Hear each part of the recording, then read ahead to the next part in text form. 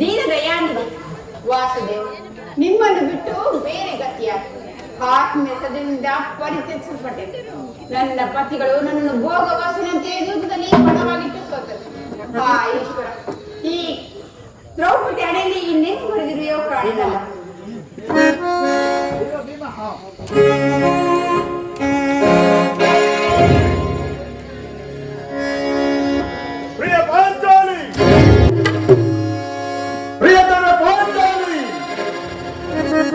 ಇವಳೇಕೆ ಚಿಂತಾಕ್ರಾಂತಳಾಗಿರುವಳಲ್ಲ.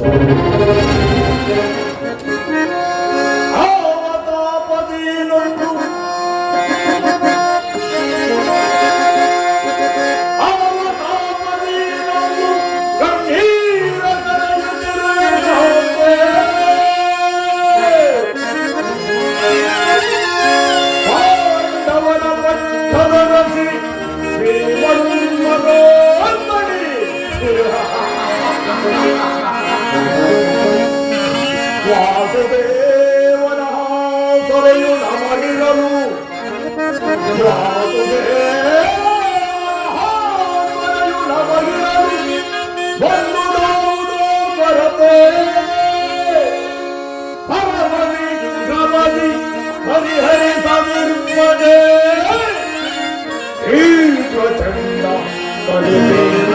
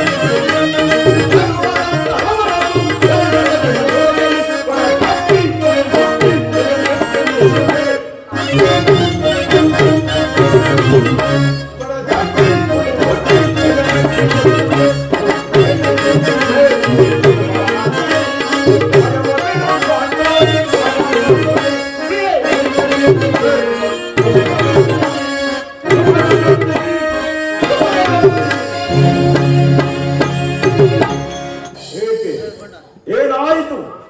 ನಿಷ್ಕಾರಣವಾಗಿ ಅಳುತ್ತಿರುವೆಯಲ್ಲ, ಕಾರಣವೇನು?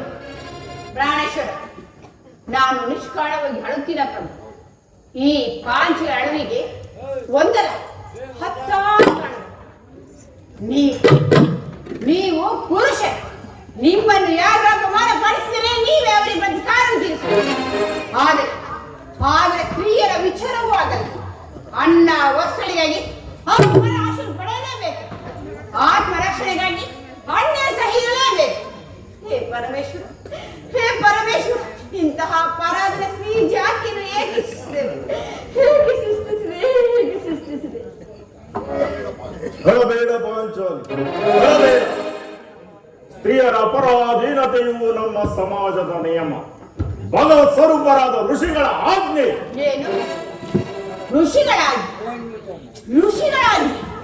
ಕೈ ಹಿಡಿದ ಪತಿಯನ್ನು ದೂತದಲ್ಲಿ ಪಣವಾಗಿಸಲು ಅನುಭವಿಸಲು ಆಗಿಬಿಡಲವೇ? ಪತಿಗಳು ತಪಸ್ಸು ಮಾಡಿ ಪಡೆಯಬೇಕು ನಿಮ್ಮಂತಹ ಪತಿಗಳನ್ನು.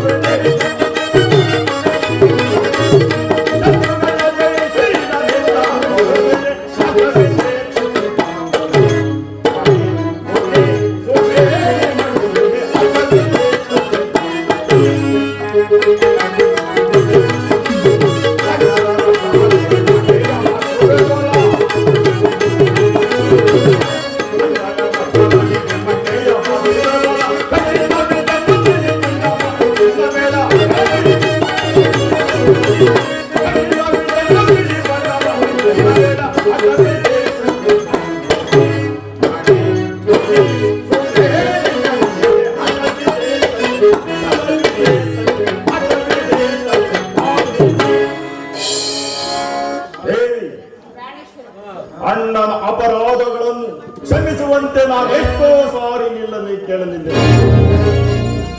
ಆದಿದ್ದು ಹಾಗೆ ಹೋಯಿತು, ಅದನ್ನು ಮರೆತು ಬಿಡು. ಅದಿರಲಿ, ಈ ದಿನ ನೀನಿಗಿರಲು ಕಾರಣವೇ ನನಗೆ ತಿಳಿಸಬಾರದೆ? ತಿಳಿಸುವೆನು ಸ್ವಾಮಿ, ಆದರೆ ಅದರಿಂದಾಗುವ ಪ್ರಯೋಜನವಾದರೂ ಏನು? ಎಷ್ಟೇ ಆಗಲಿ ನೀವು ನಿಮ್ಮ ಅಣ್ಣನ ಆಜ್ಞಾಧಾರಕರಲ್ಲವೇ? ಅದು ಎಂದಿನ ಮಾತು. ಈಗ ಯಾರ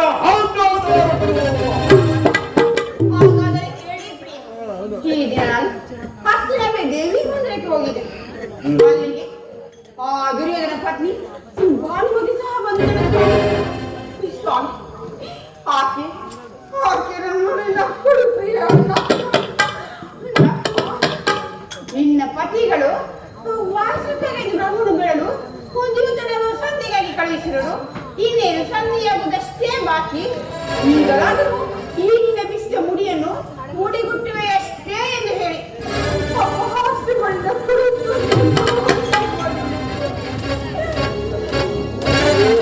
ದುರ್ಯೋಧನನೇ ಪುನಃ ಸಂಧಿಗೆ ಪ್ರಯತ್ನ.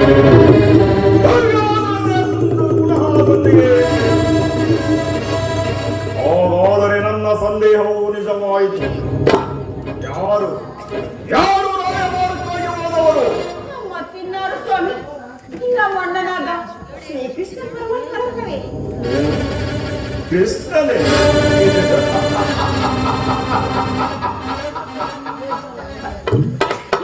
ಗೋಪಿಕಾಂಗನೆಯರ ವಿಲಾಸ ವಿಪ್ರಮೆಗಳಲ್ಲಿ ಮಗ್ನನಾಗಿರುವ ಎಂದು ಪದೆಯು ಯುದ್ಧವನ್ನು ಮರೆಯುವುದು ಸಹಜ. ಅರ್ಜುನನು ದೋರಕೆಯಿಂದ ಹಿಂದಿರುಗಿದಾಗಲೇ ಹೀಗಾಗಬಹುದೆಂದು ನಾನು ಭಾವಿಸಿದ್ದೆ. ಅದಿರಲಿ, ಆ ಭಾನುಮತಿಗೆ ಏನು ಉತ್ತರವನ್ನು ಕೊಟ್ಟಿ? ಪ್ರಿಯ, ಎಷ್ಟೇ ಆಗಲಿ ನಾನು ನಿಮ್ಮ ಮಡದಿ ಎಂಬುವೆ. ಪ್ರಶ್ನೆಗೆ ಸರಿಯಾದ ಉತ್ತರವನ್ನೇ ಕೊಟ್ಟಿರುವೆನು. ಏನೆಂದು? ಲೇ ಬಾನು, ನೀನು ಕಟ್ಟಿದ ಮುಡಿಯನ್ನು ಬಿಚ್ಚುವರೆಗೂ ಈ ನನ್ನ ಬಿಚ್ಚ ಮುಡಿಯನ್ನು ಕಟ್ಟಿದ್ದೇನೆ.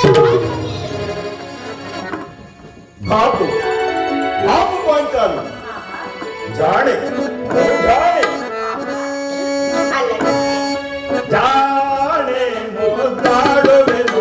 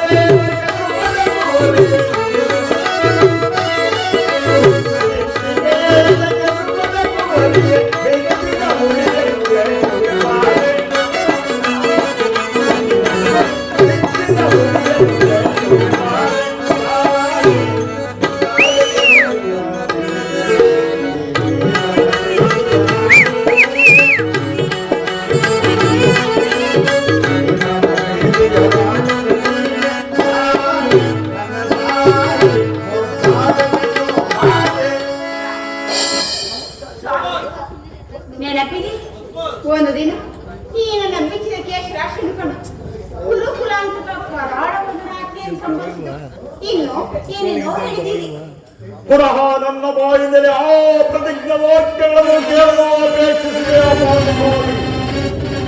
ಮಾಡಿದ ಪ್ರತಿಜ್ಞೆಯು ಮರೆಯುವಂತಹ ಏಡಿಯಲ್ಲ ಈ ಪ್ರಚಂಡ ಭೀಮ. ಹಾಡುವುದು ಮಾತ್ರವಲ್ಲ, ಹಾಡಿದಿಂದ ನುಡಿಯಬೇಕು ಮುಂದೆ ನನ್ನ ಇಚ್ಛೆ ಸ್ವಾಮಿ. ಎಷ್ಟೇ ಆಗಲಿ ನೀವು ನಿಮ್ಮ ಅಣ್ಣನ ಆಟದಲ್ಲಿ ಈಗ ಯಾರು ಸಂಧಿಯನ್ನು ಬಯಸುವರು ಸಂಧಿಯ ಪ್ರಸ್ತಾಪದಲ್ಲಿ ತೊಡಗಲಿ. ನಾನು ಆತುರದಿಂದ ಯುದ್ಧವನ್ನೇ ನಿರೀಕ್ಷಿಸುತ್ತಿದ್ದೇನೆ. ಧರ್ಮ ಪಾರಾಯಣಾದ ಈಶ್ವರನು ಆ ದುರ್ಯೋಧನನ ಅನಂತ ಅಪರಾಧಗಳನ್ನು ಕ್ಷಮಿಸಬಹುದು. ಆದರೆ ನಾನು ಮಾತ್ರ ಕ್ಷಮಿಸುವುದಿಲ್ಲ.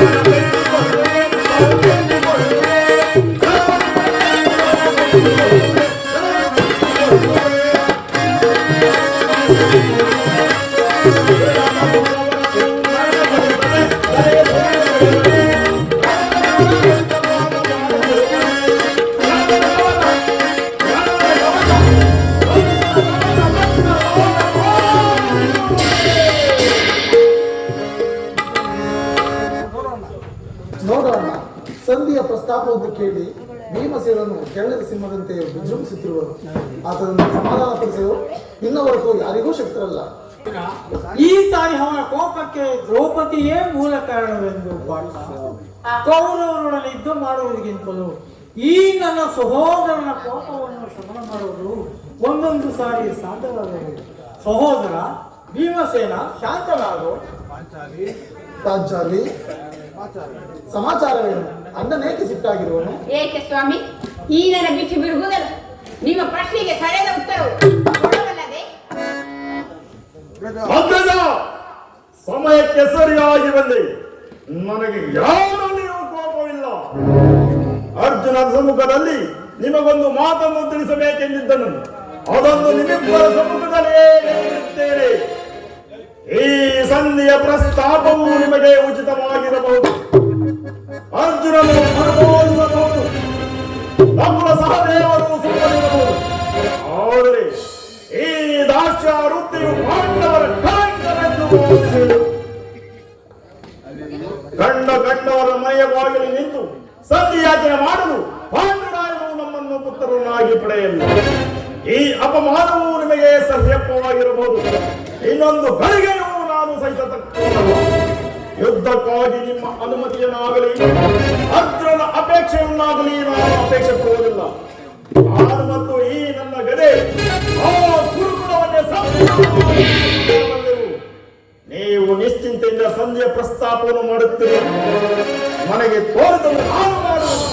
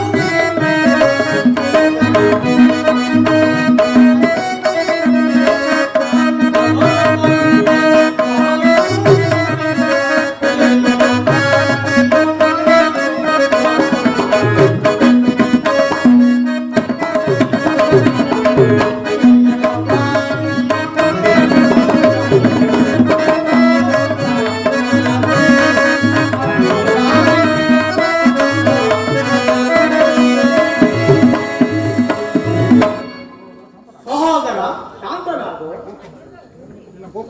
ನಿನ್ನ ಕೋಪವನ್ನು ತಡೆಯುವ ಶಕ್ತಿಯು ನನ್ನಲ್ಲಿಲ್ಲ. ಶಾಂತನಾಗು. ಕೋಪ ಮಾಡಬೇಡಣ್ಣ. ಧರ್ಮಜನು ನಮಗೆಲ್ಲದೂ ಹಿರಿಯನು. ಆತನ ವಿರುದ್ಧವಾಗಿ ಯುದ್ಧವನ್ನು ಪ್ರಾರಂಭಿಸುವುದು ಉಚಿತವಾದ ಕಾರ್ಯವಲ್ಲ. ಪಾಂಚಾಲಿ,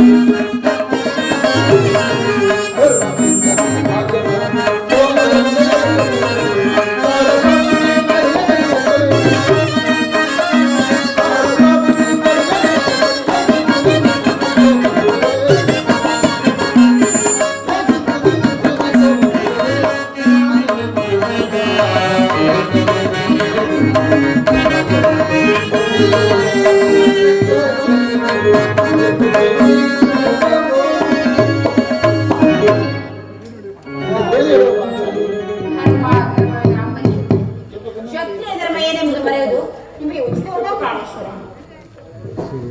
ಯುದ್ಧ ಅಂತೆ ಶಾಂತಿ ರಕ್ಷಣೆ ದೇವಿ.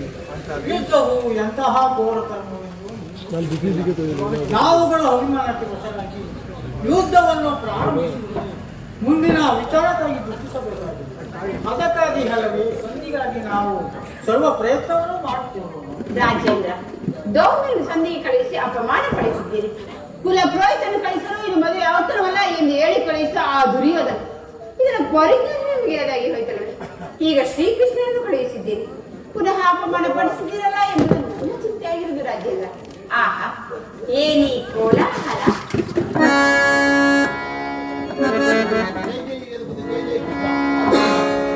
ಅರ್ಜುನ, ನಾನಿಂದು ಹೋಗುವೆನು.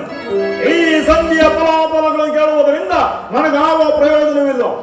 ನಿಮ್ಮ ಅಪೌರುಷ ವರ್ತನೆಯ ಪುರಸ್ಕಾರ ನಿಮಗೆ ಇರಲಿ. ಪ್ರತಿಜ್ಞೆಯಂತೆ ನಡೆಯುವ ಸ್ವತಂತ್ರ ಮಾತ್ರ ನನಗಿರಲಿ. ಸ್ವಲ್ಪ ತಡಿ. ನಮ್ಮಣ್ಣನು ನಗು ಮುಗುತ್ತಲೇ ಇತ್ತಲೇ ಬರುತ್ತಿರೋರು. ರಾಜ್ಯಸಭೆಯಲ್ಲಿ ಸಮಾಚಾರವೇನೆಂದು ಕೇಳೋಣವೇ? ಅಲ್ಲ, ಮಾನಕುಮಾರರ ಪ್ರಣಾಮಗಳನ್ನು ಸ್ವೀಕರಿಸಿ ಶಾಲಿಯಾದ ಧರ್ಮನಂದನ, ನಿನ್ನ ತಂಗಿಯ ವಂದನೆಯನ್ನು ಸ್ವೀಕರಿಸಿ. ಮಂಗಳವಾಗಲಿ. ಪರಮಾತ್ಮ, ಹೋದ ಕಾರ್ಯವು ಏನಾಯಿತು? ಓದವರಾರು ಶ್ರೀಕೃಷ್ಣನಲ್ಲವೇ? ಅಂದರೆ ಎಲ್ಲವೂ ತಕ್ಕ ರೀತಿಯಲ್ಲೇ ನಡೆಯಿತು. ಸಂಧಿಯ ವಿಚಾರವೂ ನಡೆಯುತ್ತಷ್ಟೇ. ಅದು ನಡೆಯುವುದು ಧರ್ಮನಂದನ. ಪಾಂಚಾಲಿ, ನಾನಿಂದು ಹೋಗುವೆನು. ಅವರಿಷ್ಟದಂತೆ ಅವರು ನಡೆದುಕೊಳ್ಳಲಿ.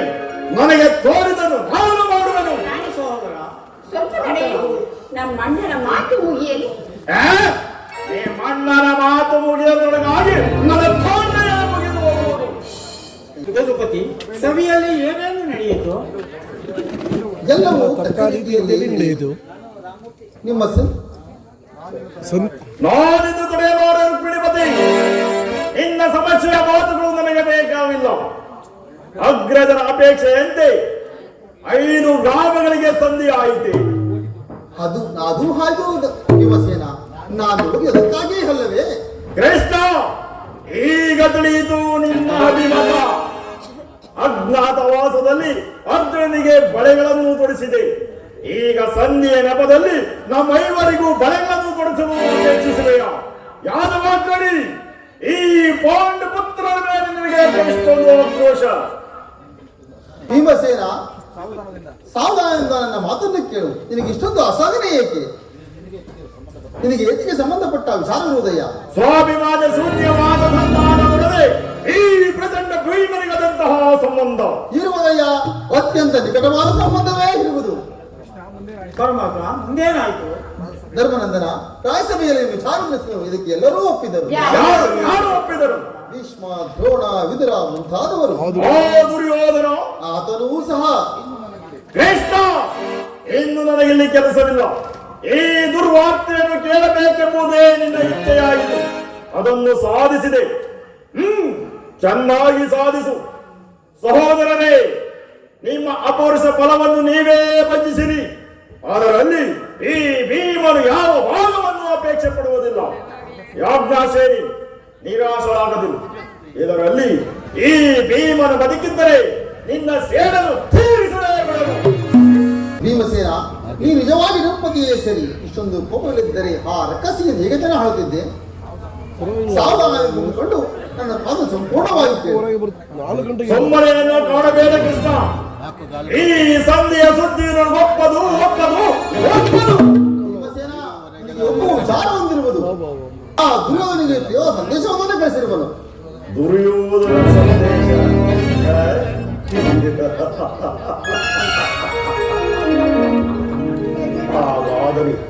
ಹಾಗಾದರೆ ಅದರ ಉದ್ದೇಶ ಸಂಧಿಯಾಗಿದೆ. ಕೃಷ್ಣ, ಏನು ಆ ಸಂದೇಶ? ಭೀಮಸೇನ, ಆ ಸಂದೇಶವನ್ನು ಕೇಳುವ ಇಚ್ಛೆ ಇದ್ದರೆ ನನ್ನ ಬಳಿಯಲ್ಲಿ ಕೆಲಕಾಲ ಕೈ ಕಟ್ಟಿಕೊಂಡು ಕುಳಿತುಕೊಳ್ಳಬೇಕು. ಇಲ್ಲ, ನಿಂತಲ್ಲಿಯೇ ಹೇಳಿಬಿಡು. ಇಲ್ಲವಯ್ಯ, ಕುಳಿತುಕೊಳ್ಳದವರು ತಾಗಿ ನಾನು ಆ ಸಂದೇಶವನ್ನು ಹೇಳಲಾರೆ.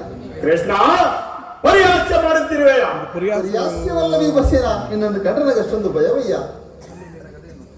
ನಿನ್ನ ಗದೆಯನ್ನು ಕ್ಷಣಕಾಲ ಬದಿಗಿರಿಸಿ ನನ್ನ ಪಾಶದಲ್ಲಿ ಕೈ ಕೊಟ್ಟಿಕೊಂಡು ಕುಳಿತುಕೋ. ನಿನಗೆ ಪ್ರಿಯ ಸಂದೇಶವನ್ನು ಹೇಳಬೇಕು. ಇದು ನಿನ್ನ ಅಪೇಕ್ಷೆಯಂತೆ ಕುಳಿತುಕೊಳ್ಳುವೆನು. ಈಗಾದರೂ ಹೇಳು ಕೃಷ್ಣ, ಏನು ಆ ಸಂದೇಶ? ನೀನು ಕೋಪ ಮಾಡುವುದಿಲ್ಲವೋ ಅಷ್ಟೇ. ಅದು ಆಗಲಿ. ನೀನನ್ನ ಬಂದಿ. ಅದು ಕ್ಷಣಕಾಲ ಮಾತ್ರ. ತ್ಯಾಗಸೇನಿ, ಅರ್ಜುನ, ತೆಗೆದುಕೋ ಈ ಗದೆಯನ್ನು. ಬಿಡಯ್ಯ, ಕ್ಷಣಕಾಲ ಹಿಡಿದಿರು. ತ್ಯಾಗಸೇನಿ, ಅಣ್ಣ, ನಾನು ಹೇಳುತ್ತೆ ಮಾಡಬೇಕಂಡೆಯ. ಅಣ್ಣ, ಎಂದಾದರೂ ನಿಮ್ಮ ಮಾತನ್ನು ಮೀರಿರುವೇನೆ? ತೆಗೆದುಕೋ ಈ ಯಜ್ಞವನ್ನು. ಈ ಯಜ್ಞವನ್ನು ಕೈಯಿಂದ ಪ್ರತಿ ಕರಗಳನ್ನು ಬಂಧಿಸು. ಅಣ್ಣ, ಇದನ್ನು ಪರಿಹಾಸ್ಯವೇ? ಪರಿಹಾಸಗಳ ತಂಗಿ, ಶತ್ರುಗಳ ಹೆಡೆಮುರಿಯನ್ನು ಬಿಡಿಸುವ ಮಹಾಪಂಡಿತಿಯಂತೆ ಅದರಂತೆ ನಿನ್ನ ಪತಿಯ ಕರಗಳನ್ನು ಬಂಧಿಸಲು ಬರುವುದೋ ಇಲ್ಲವೆಂದು ಪರೀಕ್ಷಿಸೋಣ ನನ್ನ ದೃಷ್ಟಿ. ಪಾಂಚಾಲಿ, ಕೃಷ್ಣನು ಹೇಳಿದಂತೆ ನನ್ನ ಕರಗಳನ್ನು ಬಂಧಿಸು. ಅಣ್ಣ, ಬಂಧಿಸಲೇ? ಬಂಧಿಸ ತಂಗಿ.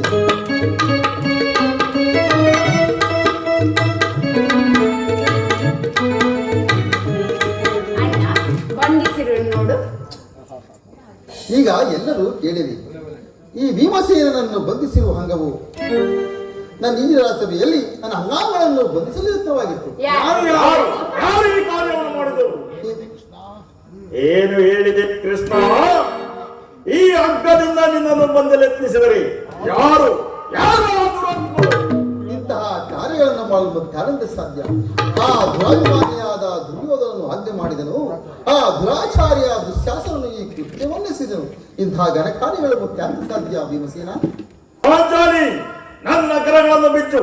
ಈ ನೀಚ ಕೃತ್ಯದಿಂದ ಆ ದುರ್ಯೋಧನ ದುರಾಭಿಮಾನದ ಮಾನವು ಶಿಖರವನ್ನು ಮುಟ್ಟಿದೆ. ನಮ್ಮ ಪ್ರೀತಿಯ ಬಂಧುವಾದ ಶ್ರೀಕೃಷ್ಣನನ್ನು ಪಾಂಡವರ ರಾಯಭಾರಿಯನ್ನು ಕೌರವರು ಈ ರೀತಿಯಾಗಿ ಅಪಮಾನ ಮಾಡಿದ್ರಿ. ಸಹೋದರ ಅಂಕಜ, ಇದಕ್ಕೆ ನಿಮ್ಮ ಉತ್ತರವೇನು? ಇಷ್ಟು ಮಾತ್ರವಲ್ಲ ಭೀಮಸೇನ, ಆ ದುರ್ಯೋಧನ ನಿಮಗೆ ಒಂದು ದಿವಸ ಕೊಟ್ಟ ಪ್ರಶ್ನೆಯನ್ನು ಹೇಳುವುದು ಕೇಳುವಂತನಾಗೋ.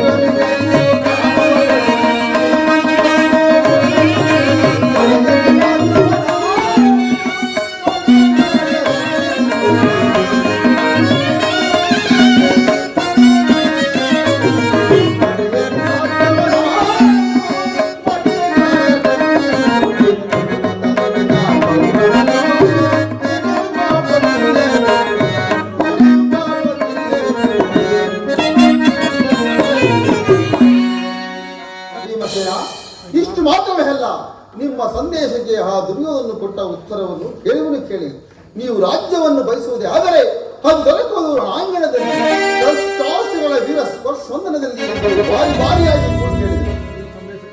ಈ ಸಂದೇಹಕ್ಕೆ ನಮಗೆ ಉಳಿದಿರುವುದು ಒಂದೇ ಉತ್ತರ, ಅದು ಯುದ್ಧ. ನೀನೇ ತಿಳಿದಿರುವೆ ಕೃಷ್ಣ.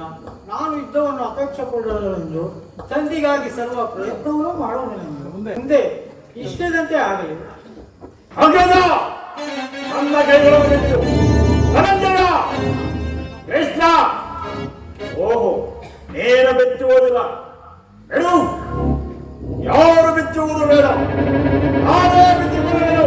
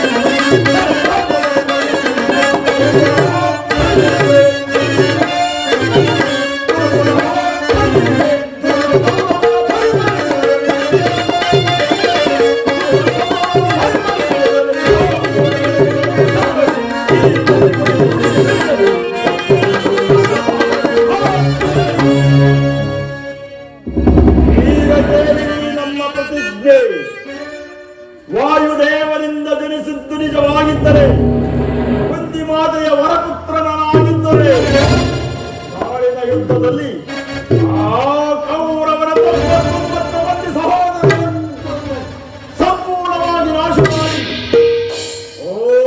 ದುಶ್ಯಾಸನ ವಸ್ತ್ರತಳವನ್ನು ಆತನ ಗುಂಡಿಗೆಯಿಂದ ಬಿಸಿರಕ್ತದಿಂದ ಮಡದಿ ಪಾಂಚಾಲಿಯ ಬಿರುಮುಡಿಯನ್ನು ಕಟ್ಟಿಸಿ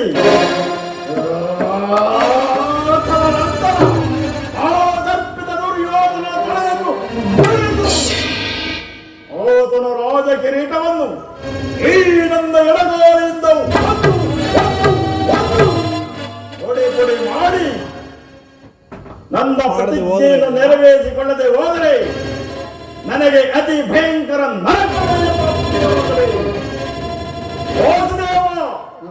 ಇದಕ್ಕೆ ನಿನ್ನ ಭಾಗ